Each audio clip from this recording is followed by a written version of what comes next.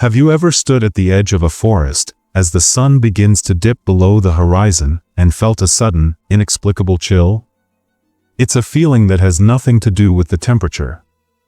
It's a primal sense of awareness, the feeling of being watched. Millions of us seek refuge in the sprawling, majestic beauty of our national parks. We go there for the clean air, the stunning vistas, the escape from our structured, predictable world. We see the postcard images, the granite cliffs of Yosemite, the geysers of Yellowstone, the ancient trees of Sequoia. We walk the designated trails, take our photographs, and believe we have seen the wilderness. But what about the wilderness that sees us? Beyond the trails, beyond the reach of cell service and the comforting noise of civilization, lies a world that operates by its own ancient and unforgiving rules. For a few unfortunate souls, this beautiful backdrop became the stage for their final, terrifying act. These are not campfire tales. These are not urban legends made to spook teenagers. These are documented, true accounts of baffling disappearances, horrifying encounters, and events so strange they defy all rational explanation. We are going to count down 11 of the most disturbing true stories to ever come out of the American wilderness. So, silence your phone. Dim the lights. And stay with us. Because the story waiting at number 1 is so chilling, so infamous, and so profoundly strange, it will fundamentally change the way you look at a simple walk in the woods forever. We begin our descent at number 11. Number 11, the Whistler of Yosemite. Mark was not a novice. He was an experienced backpacker who had spent countless weeks of his life in the backcountry. On this trip, he was attempting a multi-day solo trek deep into a remote section of Yosemite. The first night was peaceful. He made his camp, cooked his meal, and sat watching the stars emerge.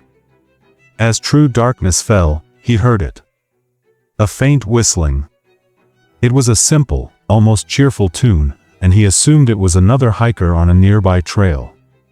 It was strange, but not alarming.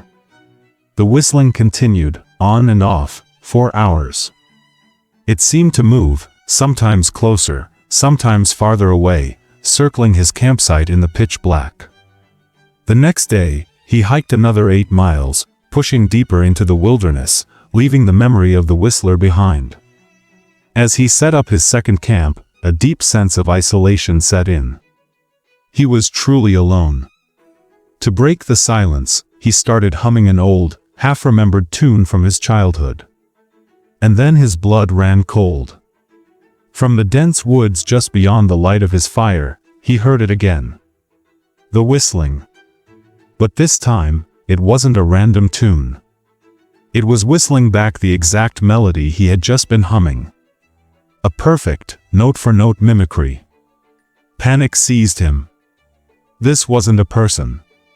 What kind of person stalks a hiker for miles just to mimic a tune? He didn't wait to find out. He threw his gear into his pack and began hiking through the dead of night, his headlamp cutting a frantic tunnel through the oppressive darkness. The whistling followed, always just out of sight, a playful, terrifying escort. It only stopped when he finally broke through the tree line at dawn, stumbling into a parking lot, a changed man. He never saw who, or what, was whistling. Number 10, the Steps in the Snow, Glacier National Park. In the dead of a harsh Montana winter, park rangers Davies and Thompson were dispatched to investigate a vehicle that had been found abandoned on a remote service road in Glacier National Park. Snow was thick on the ground, a pristine, white blanket covering everything. From the driver's side door, a single set of footprints led away from the car and into a vast, open meadow. The rangers followed. The tracks were clear, the impression of standard hiking boots deep in the powder. They walked for about 200 yards, the tracks leading directly toward the center of the wide-open field. And then, they just stopped. Not trailed off, not scuffed. They just ended. As if the person who made them had been plucked straight up into the sky. The rangers were bewildered. They scanned the sky. No broken tree branches above. They circled the area in a wide perimeter. There were no other tracks of any kind, no animal tracks, no other human tracks, and certainly no tracks leading away. The snow all around the final footprint was a perfect, undisturbed canvas. It was physically impossible.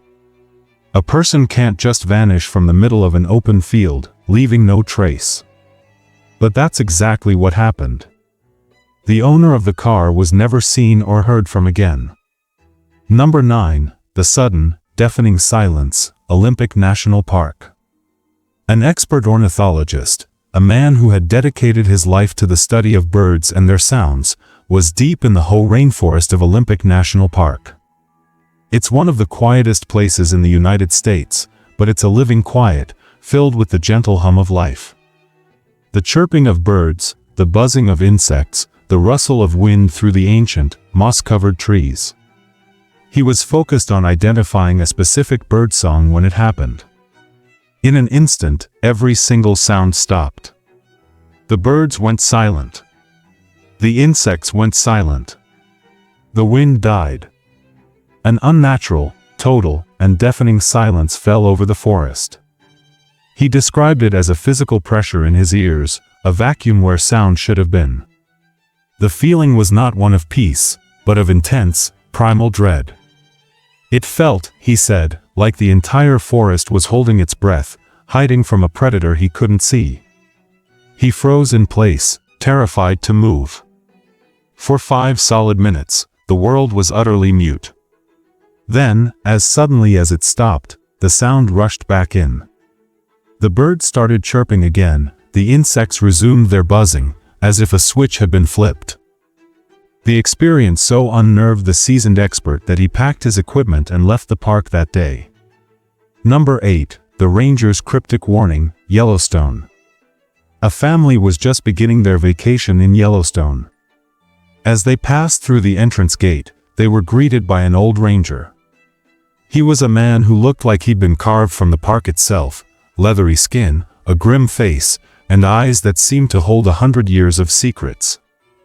As he handed them their map, he leaned in and said something they would never forget. He said, "Have a good time. Stay on the path. And if you hear your own name being called from the trees, no, you didn't." The family laughed it off as a strange bit of local folklore. Later that day, they were having a picnic. The father, mother, and their 8-year-old son, Kevin. The boy suddenly turned to his mother with a confused look. "Mom, why were you just calling me? I heard you." His mother's smile vanished. "What are you talking about, sweetie? I've been right here next to you the whole time." The boy insisted. He said he'd heard his mother's voice, clear as day, calling his name, Kevin, from a thick patch of woods about 50 yards away. He had almost gotten up to go before he remembered the old ranger's bizarre warning. His mother had been sitting beside him, silent, the entire time. Number 7. The Gliding Figure, Rocky Mountain National Park. A young couple on their honeymoon were hiking a less-traveled trail at dusk.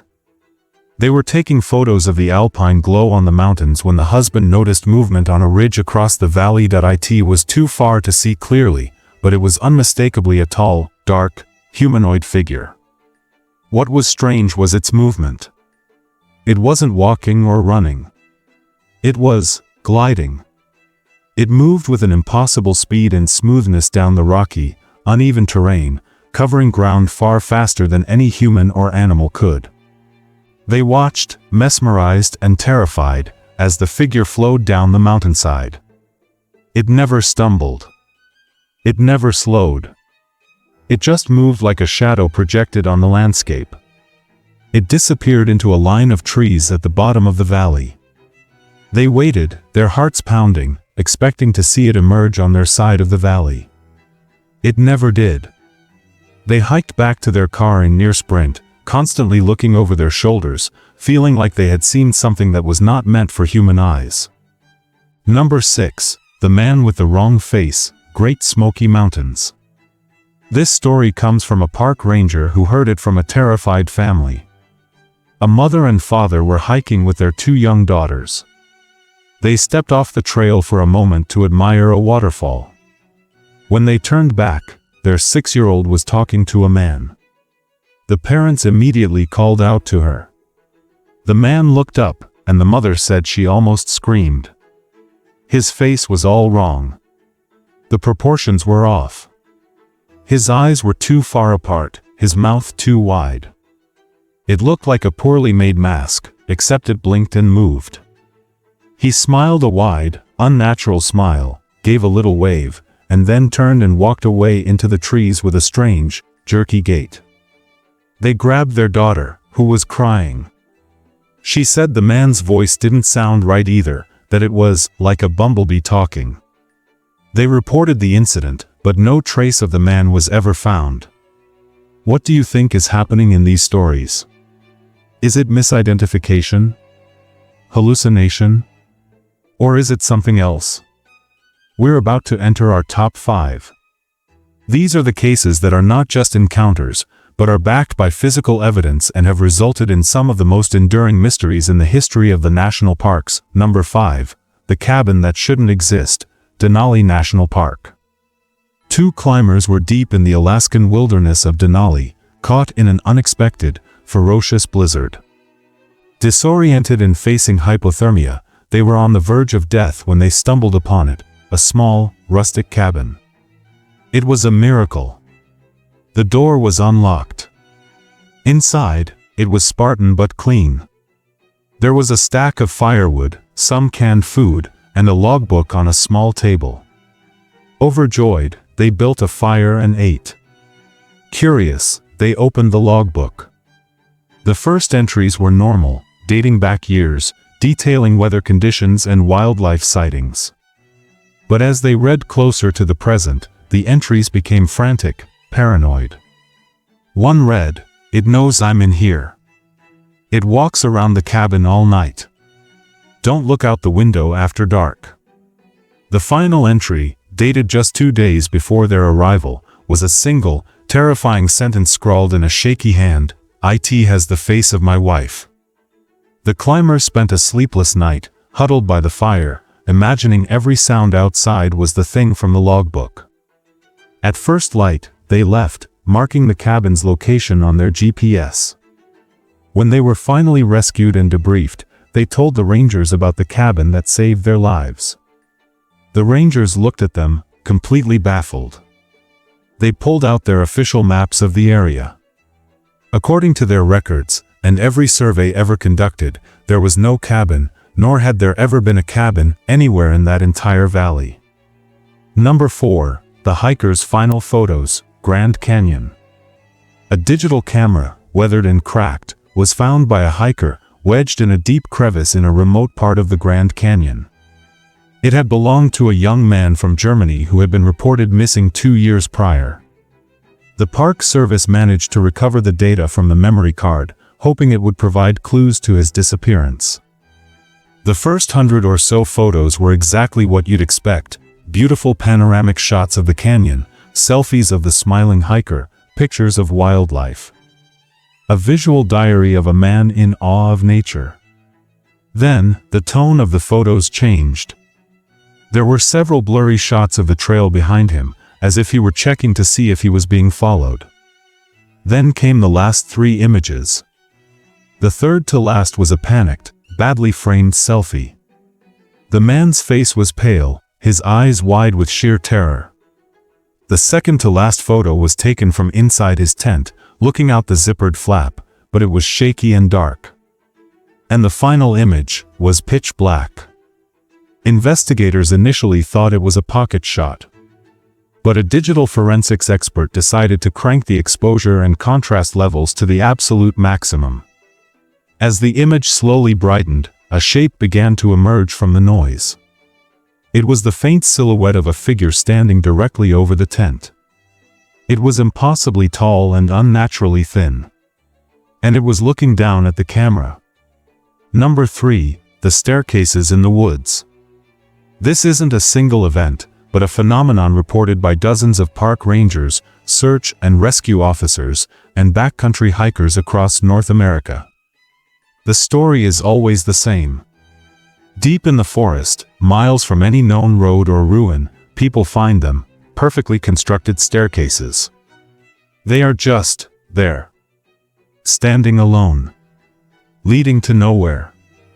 Some are simple wooden stairs, others are ornate, carpeted, spiral staircases that belong in a mansion. They are always inexplicably clean, with no rot, no moss, no signs of weathering, as if they were placed there yesterday. The unofficial advice passed down from seasoned rangers to rookies is chillingly consistent. If you find a staircase in the woods, do not approach it. Do not touch it. And whatever you do, do not, under any circumstances, climb it. A story circulates about a rookie ranger in the Great Smoky Mountains who laughed off the warning. He told his partner he was just going to get a closer look at one they'd found.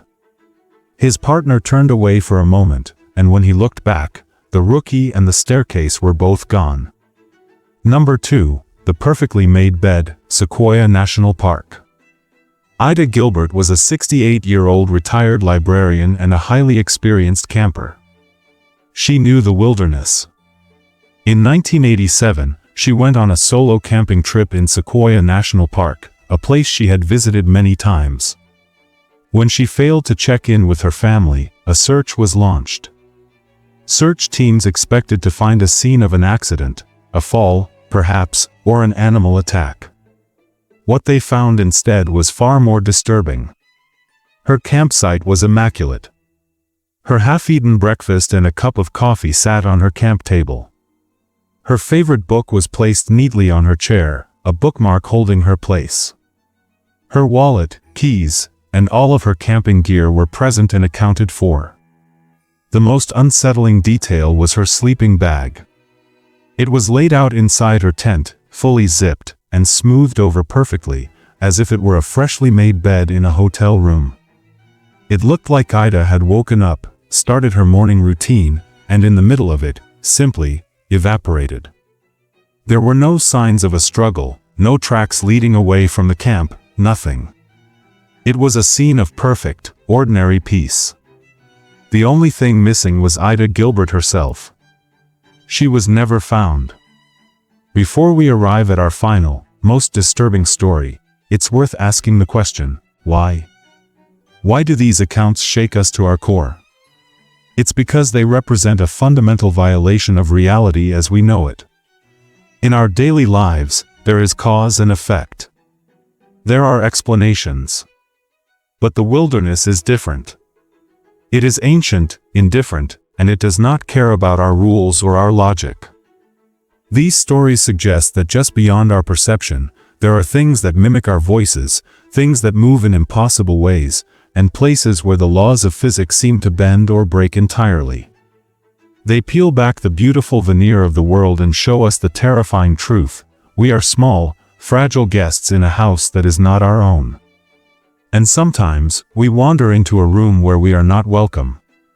And that brings us to number 1. A case so famous, so thoroughly investigated, and so profoundly bizarre that it became the cornerstone of the missing 411 phenomenon. The disappearance of Dennis Martin. It was Father's Day, June 14, 1969. The Martin family was in the Great Smoky Mountains National Park for their annual family outing. 6-year-old Dennis was a happy, healthy, and robust little boy. The family was in the lush, green area of Spence Field. As the adults sat and talked, Dennis, his older brother, and 2 other boys decided to play a classic childhood prank. They would split up, hide behind the bushes, and jump out to scare their parents from different directions. His brother went one way. Dennis went the other, disappearing behind a rhododendron bush. His father even saw him go. A few minutes passed. The other boys jumped out, yelling, "Boo!" Everyone laughed. And then they waited for Dennis, and they waited. He was gone. In the space of 2 minutes, in broad daylight, surrounded by his family, Dennis Martin had vanished from the face of the earth. The immediate search by his family found nothing. What followed was the largest and most intensive search operation in the history of the Great Smoky Mountains National Park.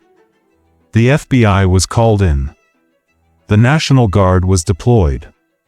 Even the elite Green Berets, specialists in tracking and wilderness survival, were brought in to lead the effort. Thousands of volunteers swarmed the mountainside. But what they found only made the mystery deeper and more terrifying. A few hours after Dennis vanished, but a full 7 miles away, another family, the Key family, were hiking when they heard a giant, sickening scream. Shortly after, they saw something moving in the woods. Hiding from the trail, a rough-looking man was moving quickly through the brush, visibly carrying something small and pale over his shoulder. They reported it immediately, but an intensive search of that specific area turned up absolutely nothing. The most damning clue, however, came from a Green Beret search team. Deep in the woods, they found a set of clear, child-sized footprints from a sneaker, consistent with what Dennis was wearing. But right next to them, shadowing them, was another set of tracks. They were the prints of a very large, adult-sized bare foot. In a forest where the ground is covered in sharp rocks, roots, and thorns, someone had been walking barefoot. The two sets of tracks moved together for a short distance, and then, like the steps in the snow, they simply vanished on hard ground. On the second day of the search, a torrential thunderstorm rolled in, dumping over 3 inches of rain on the mountain. It washed away any potential tracks, any scent, any hope of a conventional discovery. Dennis Martin was never found. No body. No piece of clothing. No trace. A 6-year-old boy, in a busy area, was stolen from reality in mere seconds, leaving behind a legacy of terrifying, unanswerable questions. What kind of man, or what kind of creature, can move so silently through the woods, barefoot? What could snatch a child from beside his family without making a single sound? And where did he go? The wilderness doesn't keep secrets. The wilderness is a secret. We can visit it, we can admire its beauty, but we can never, ever assume we understand it. It remembers a time before us, and it will remember a time long after we are gone. If you made it to the end of this journey with us, hit that like button to let us know you appreciate these deep dives. And be sure to subscribe and click the notification bell, because our investigations into the unknown are only just beginning. Now I have to ask you, and I genuinely want to know, which one of these stories will be stuck in your head when you turn out the lights tonight? And more importantly, do you have your own strange or unexplained experience from the wild? Share your story in the comments below. I promise you, I read every single one. Thank you for watching. Be safe out there. And be prepared, because next week, we're leaving the woods and heading to the vast, empty deserts of the world to uncover the most chilling ghost stories and disappearances from the most desolate places on Earth. You won't want to miss it.